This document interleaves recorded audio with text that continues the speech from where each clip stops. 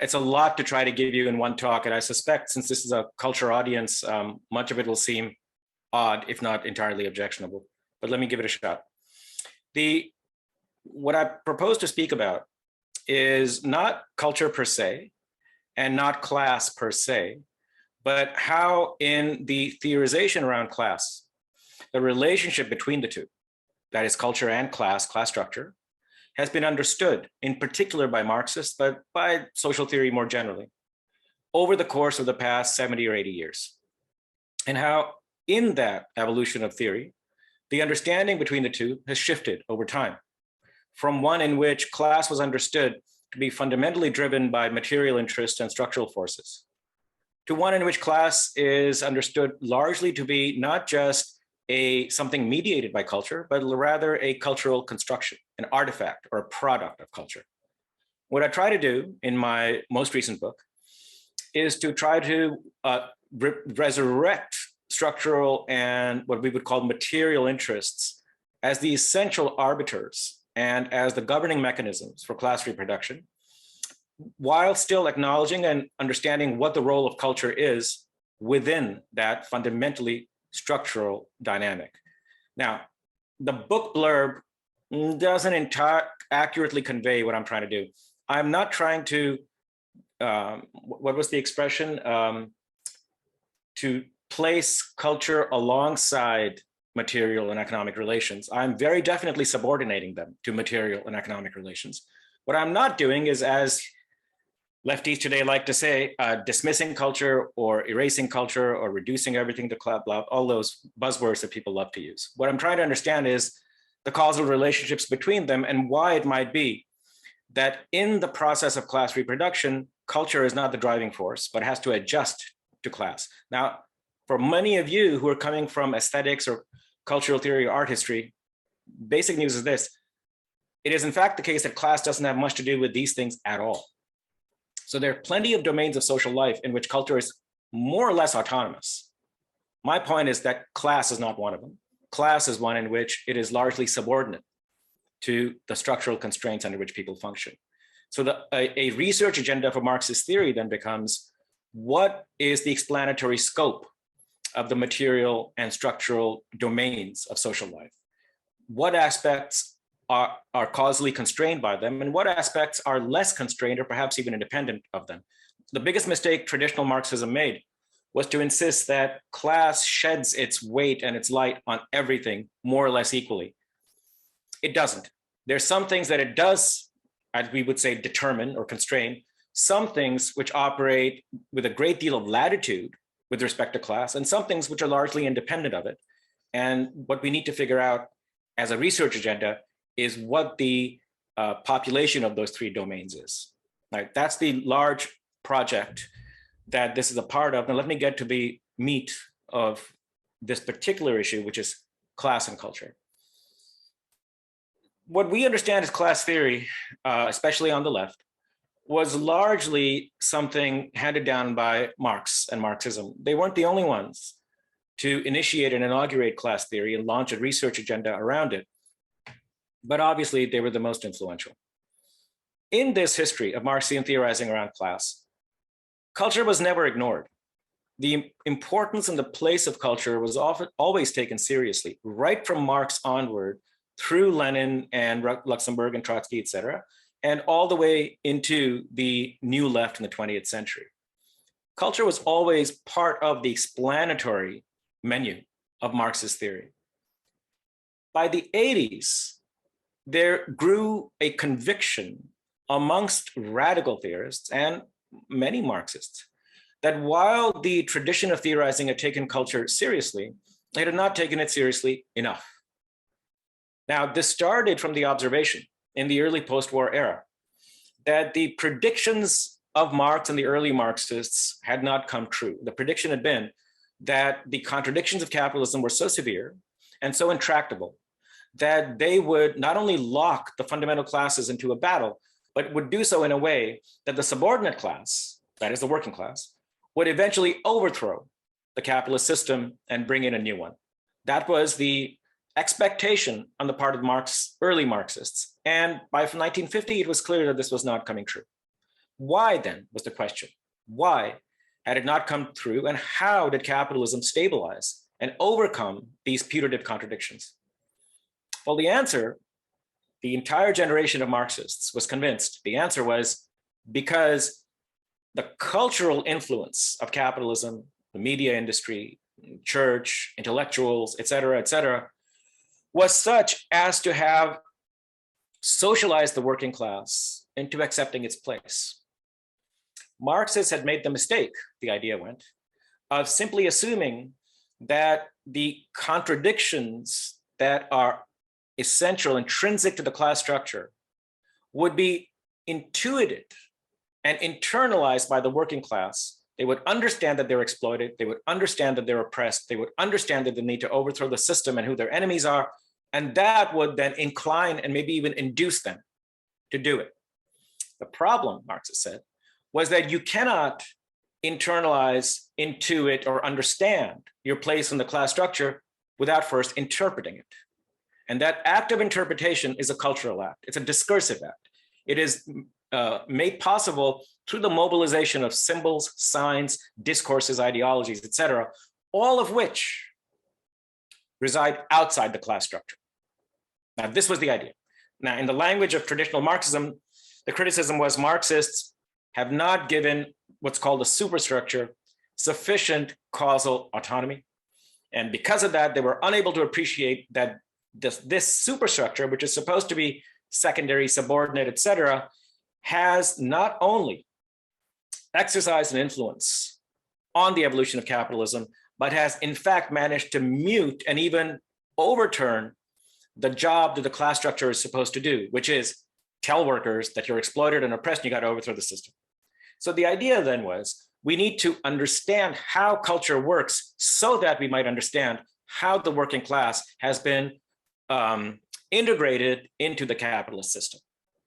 Now, this was the 50s and 60s. You have people like Stuart Hall, E.P. Thompson, perhaps, though I doubt, Raymond Williams, the Center for Cultural Studies at Birmingham, into the 70s with a particular interpretation of Gramsci, et cetera. This entire project was driven with the conviction that we need to appreciate the integrative role of culture so that we might understand how the contradictions of capitalism have been blunted through the force of culture.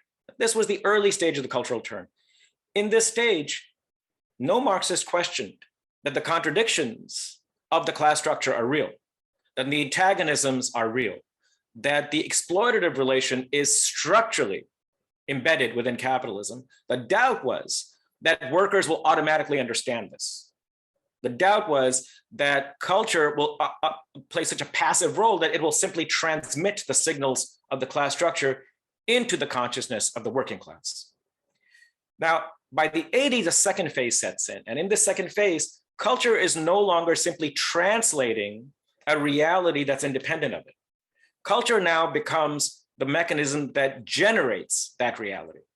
So whereas in the first part of the cultural turn, culture was the kind of a filter that stood in between an independently existing class structure and the class struggle. Culture now becomes a mechanism that creates class. Instead of now people interpreting their class position through culture, the culture gives them their class position. This marks the transition from cultural translation into cultural constructionism. The key work here is Laclau and Muffa's Hegemony and Socialist Strategy. But by this time, there's a tremendous movement in this direction. Laclau and Muffa come out of the Althusserrian, for those of you who know this arcane history, they come out of the Althusserian tradition, but really by the mid-80s, I would say 90% of all the Althusserians, the erstwhile Althusserians of the 70s, had moved into some kind of constructionism, what became later post-structuralism, postmodernist, whatever word you want to use. In mainstream sociology, they called it cultural constructionism. In anthropology, you had a cultural constructionism. The main thing here was culture creates our social reality. It doesn't simply give us a script through which to understand that reality or the tools through which to understand it. And by 2000, this is largely complete. On the left, post-structuralism, postcolonial theory, which is an avatar of post-structuralism, cultural constructionism, has now become de rigueur. And materialists are considered mentally challenged in some way, slow to understand things, stuck in the 19th century, et cetera, et cetera. So that's the history. Now, the question is, why object to this? As one of the leading proponents of the cultural turn, that's William Sewell, pointed out in the early 2000s, there was an irony to the hegemony of this cultural constructionism by the late 20th century, which was that it rose to prominence. It took over the intellectual landscape, questioning the structural force of capitalism, questioning the structural determinism of class, questioning that there is some kind of macroeconomic or deep, what Marx called laws of motion of capitalism, insisting on particularity, insisting on contingency, insisting on the absence of causal determinism. This was happening right at the time when capitalism is spreading across the world and, in fact, imposing a remorseless logic onto every economy, every country, every society, and every culture. So right when capitalism is imposing its will on cultures and regions across the world, more or less consistently, the intellectual world is saying this can't possibly happen.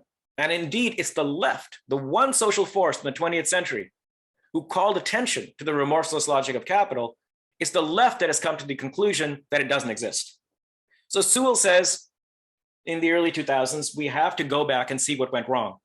Now, as it happens, he didn't do, he did it to some extent, but he couldn't. He was just too mired in it to really lead the charge. But by the 2010s, it was becoming clear that there's something deeply wrong when the entire world was rising up against neoliberalism, if not capitalism. But the radicals were still singing the mantras of contingency and heterogeneity and hetero, this, that, and the other. So that's the motivation for the book. Now, what my argument is that while the cultural turn led to these excesses and an excessive emphasis on contingency and fluidity and locality, the questions it raised were real, and they have to be taken seriously. You cannot simply dismiss the assertion that reality has to be interpreted in order to be understood. You cannot simply dismiss the idea that structural forces do not impinge on our consciousness in an unmediated form.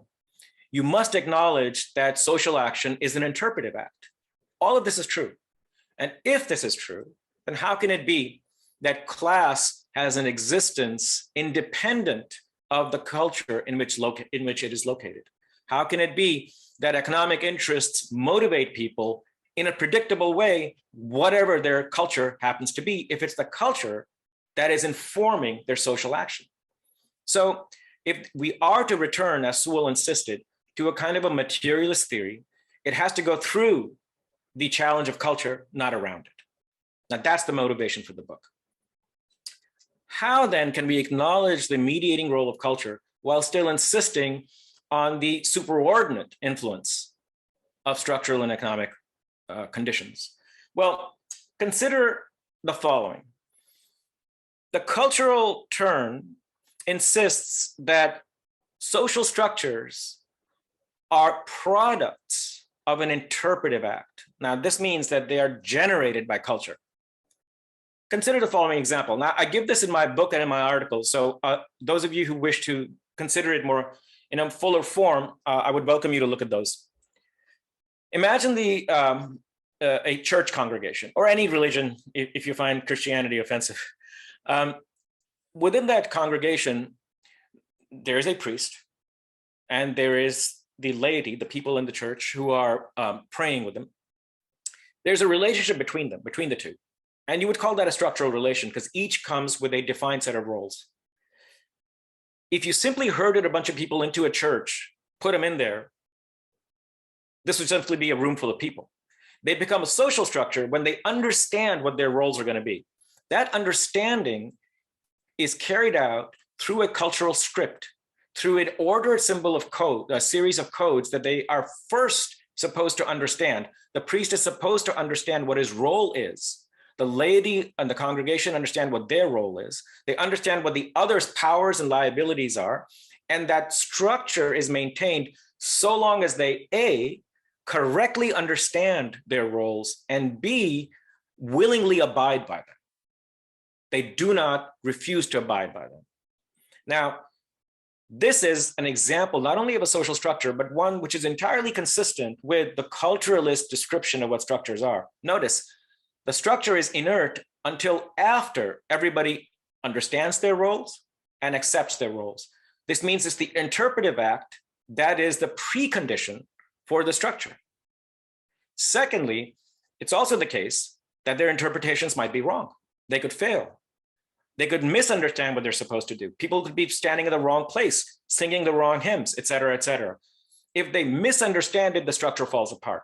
Again, it's a confirmation of the culturalist view that the interpretation imposes limits on what the structure can do. And that this interpretation, because it can go wrong, is a contingent fact. There is an inbuilt, irreducible contingency built into the structural relation. Now, as it happens, many, perhaps even most social structures are products of culture in just this way. We're participating in one right now, where we're in a social structure where I'm the speaker, you're the audience, and each is abiding by their role. And if everybody started shouting together, it would fall apart. This structure remains in place as long as we A, understand, B, abide by what the script is. This seems to be a ringing confirmation of the culturalist view that social structures are the product of culture.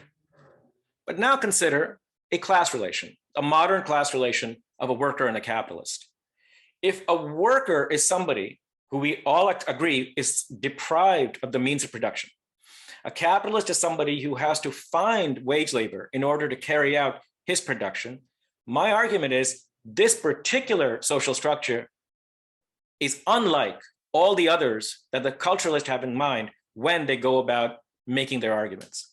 For in a class structure like this, the worker, even if he does not initially have a socialization into his role the way the congregation did, will not fail to participate in that role. And the reason is simple. If the worker fails to understand what he's supposed to do to reproduce himself as a worker, he will make it his business to understand. The reason he will is if he doesn't understand that you have to go out and look for a job, he will ask somebody, what do? I don't have any food. If he fails to understand that he's supposed to show up at the job, he will find a loss of livelihood. If he fails to understand that while at the job, he has to carry out the instructions of the employer, he will again lose his livelihood. This is fundamentally different from, say, the church congregation. A member of a church congregation or a religious congregation of any sort is free to walk away. And that's why religions, in fact, evolve over time in the way they do. A lot of people become secular. The only way he stays in that religion is if he doesn't question it or if somebody forces him to. And most religions have social sanctions that have to support them. A member of the congregation has to be coerced into staying in it if he refuses it. Workers are different. Nobody has to coerce a worker to remain in his structural location. As long as he is deprived of the means of production, no interpersonal coercion is necessary to keep him in it because his circumstances, his location compels him to participate in that structural place. There's no failure of socialization so severe, so deep, that it blocks the worker from understanding his role. As I point out in the book, I'm not aware of not one instance of a transition to capitalism that was derailed because a peasantry that's being expropriated fails to understand what its new role is in the economy as workers. They resist that new role. But notice, they resist it because they understand all too well what wage labor entails. They resist expropriation because they know what's in store for them. What differentiates the class relation from the congregation is that in the class relation, no external excess, new form of socialization is required for the people to learn their roles. Their circumstances make those roles so clear and so obvious that nobody fails to intuit what they're supposed to do. Secondly, there's no possibility of walking away. As I said, there's only two ways in which the structure breaks down: if you fail to understand the codes, and if you fail to abide by them. Class structures have a way of compelling people to accept their roles, because if they refuse to abide by them, the result is a catastrophic drop in their economic viability, in their ability to reproduce themselves as economic units, whether as workers or as firms. The result is that far from the culture being a precondition to your understanding and accepting your role in the class structure, your place in the class structure forces you to adjust your culture and your meaning universe so that it is adequate to your role performance, so that you may be able to perform your role more adequately. In other words, because of the special place that class structures occupy in the economic viability of their occupants, those occupants willingly readjust their cultural understandings and their codes so that they might be viable, and hence subordinate their cultures to their class position. The class position dictates to them that they must follow the roles, the imperatives that are being imposed on them. And if their culture, their socialization stands in their way, they change it or they ignore it. They do one of those two things. Now, if that's the case, it means that class does not depend on culture, not in the way the culturalists thought. And here's the way I formulate it in the book. I say class works through culture, but it doesn't depend on it. Yes, you must adequately interpret your structural location, absolutely. You must adequately mobilize symbols and codes so that you might be able to participate exactly as the culture may even say, absolutely. The difference is that because of the profound implications involved in your performing this role, implications for your viability, for your livelihood, if it so happens that the codes are wrong, that the understanding is wrong, that it's inadequate, you don't fall out of the class structure, you change the codes, which means you're working through class, but you don't depend on any particular mobilization. I'm sorry, I said that wrong. You're working through culture, but you don't depend on any particular constellation of cultural codes. Those codes will adjust to the demands of the class structure. So we are able to maintain the essential insight of early cultural critics and Marxists, that Marxists have to accommodate the mediating role of culture. They cannot ignore it. We acknowledge that and we understand that how that happens, but in understanding the way in which culture plays its role, we're also able to appreciate that Marx's own fundamental commitment to materialism was correct. If it is the case that culture will adjust itself to your class position, you can sort of put a black box around the codes. Regardless of a culture, whether it's in India, whether it's in Egypt, whether it's in England, whether it's in Argentina, regardless of the culture of the worker, we can be sure that the worker will show up to work every day, that he'll participate in the class structure every day. The capitalists will do what they have to do to extract his labor every day, even though we know that it's being done through particular codes and particular mobilizations of meaning in whatever location we're talking about. You acknowledge the causal influence of local codes while also being able to maintain the general influence of class relations across those local codes. All right, now that's what then the essence of the materialist response to the cultural turn is. And this is the way in which I'm able to acknowledge the role of culture while still maintaining the integrity of the materialist position.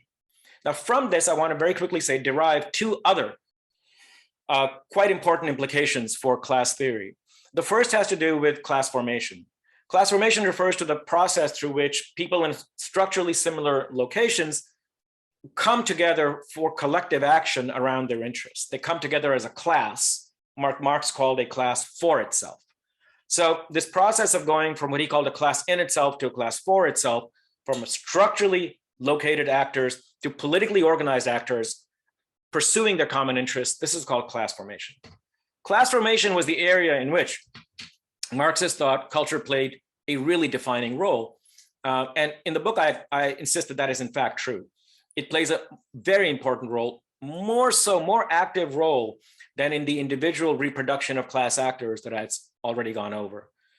The reason it plays such an important role is that in the process of organizing themselves as class actors, now I'm going to be very, very, very brief here, okay? So I'm just going to give you the punchline and not the actual argument, but I want to lay out where and how culture matters here. In the process of coming together as class actors, workers have to overcome two problems. One is a quite pervasive heterogeneity of individual or particular interests that they might have in the class structure. Some workers really need to have universal healthcare provisions in their contract. Other workers need higher wages. Other workers need more leave time. These are all class interests, but they're different particularities of class interests. It's not always possible to come to an agreement as to what you ought to pursue within a union, even though they're all class interests. The second problem is what we call the problem of free riding, which is workers, because of the risks involved in collective organizing, oftentimes prefer it if somebody else takes the risk and themselves hunker down and just do the best that they can. Capitalism makes it more appealing for workers to defend themselves on an individual basis rather than on a collective basis. The way they overcome the heterogeneity of interests and the problem of free riding, et cetera, is by crafting an outlook for themselves, which is other-oriented to some degree. We call this class solidarity. Class solidarity is essentially recognizing that the pursuit of your interest is coincident with the collective interest and not in antagonism with it. Well, this class identity is a cultural identity. It has to come together through culture and through cultural work. That cultural work is an essential precondition, therefore, for class formation. And this is where I think the cultural turn really did have a lot to offer, because it emphasized that class formation is not automatic. It has to come together through culture. But even while it comes together through culture, I try to show in the book, it's still limited, it's still constrained by the material exigencies of people's class location. And that's an argument we can go through later. The second domain in which the materialism is important, and this is perhaps where I think the book, probably makes the most perhaps novel argument, is that it questions this idea of cultural hegemony that's associated with Gramsci and Gramscians. This idea was that the way in which capitalism has been able to stabilize itself over time, and I brought this up in the early part of this lecture, capitalism stabilizes itself by socializing the working class into accepting its position. Now, in the 70s and 80s, the expression that was used to capture this insight was hegemony. Capitalism survives by its cultural hegemony. And the idea was that this comes out of Gramsci. Now, what I try to show in the book is Gramsci never said, he said, yeah, hegemony exists, but he never said it's a cultural artifact. In Gramsci, it's an entirely materialist outcome coming about through the coordination of interests, not through the socialization of the working class through culture. The New Left thought that the reason capitalism survives is because the working class gives it its consent, and the consent is acquired through socialization of culture and ideology. I make the argument that if we accept the structural class theory that I've laid out, the essence of which is workers are compelled to participate in their class location, not persuaded to do so.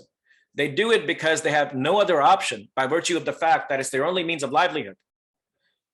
Another way of putting this is that workers participate in capitalism through what Marx called in Capital, the dull compulsion of economic relations. They participate in the system by virtue of the economic compulsions that are on them, not because of the force of ideology. The way I express this in the book is the animating mechanism to explain capitalism's stability is not consent. Workers, in fact, rarely consent to their position. You will find workers who do. But typically what workers will tell you is, I got no other choice. That's why I come to work every day. If that's the case, the expression that captures their situation is not consent, but resignation. So the key to capitalism's stability then is the resignation of the working class to its position. In particular periods, in particular time, the incidence of consent will expand. That's when there's very high, rapidly growing wages, when income levels are rising, when workers are able to negotiate for better work conditions, et cetera. That elicits their consent. But A, that consent is never total, because the relation of exploitation extends beyond your wages. It extends beyond your stability. It's a multi-dimensional set of oppressions that workers face, and no negotiation ever mutes all those various dimensions of oppression. Therefore, they're always finding something to resist in capitalism. Consent is never across the board amongst the working class. Secondly, the periods in capitalism when the conditions for such consent have been in place have been very fleeting and very geographically narrow. Through much of the history of capitalism, through most of the capitalist world today, the conditions for eliciting consent don't exist. In the neoliberal era, they've been systematically dismantled. Why then does capitalism remain in place? Well, the consent isn't there. It can only remain, we can only explain its stability through another mechanism, which is, I believe, resignation. And resignation is brought about through their material and structural circumstances, not their ideological socialization. So again, we acknowledge the role of ideological socialization in generating some degree of consent, but we do not collapse the question of capitalist stability into the question of consent or hegemony. We understand that these are subsidiary mechanisms, subordinate to the more fundamental, more pervasive, and more reliable one, which is the dull compulsion of economic relations, i.e. resignation. So what I try to do then, I've given you a flavor of how, once you understand the unique place of class structure in the ensemble of structures that govern our lives every day, you can then, from that one tweak in your theory, the tweak that gives you a materialist structural theory of class, also come up with a materialist theory of class formation and a materialist theory of capitalist stability, which are the three main challenges for any class theory. What is a class structure? How does it relate to class formation? And how does class formation relate to the reproduction of the system? And that's what the book tries to do, and that's what I've tried to do. The final point I'll reiterate is this: interest and economic constraints explain class and class structure. Class and class structure then impart certain influences, certain causal connections to other domains of social life, which includes art and art history. The extent to which they do so, however, is an open question. No materialist can ever insist that class determines every aspect of life.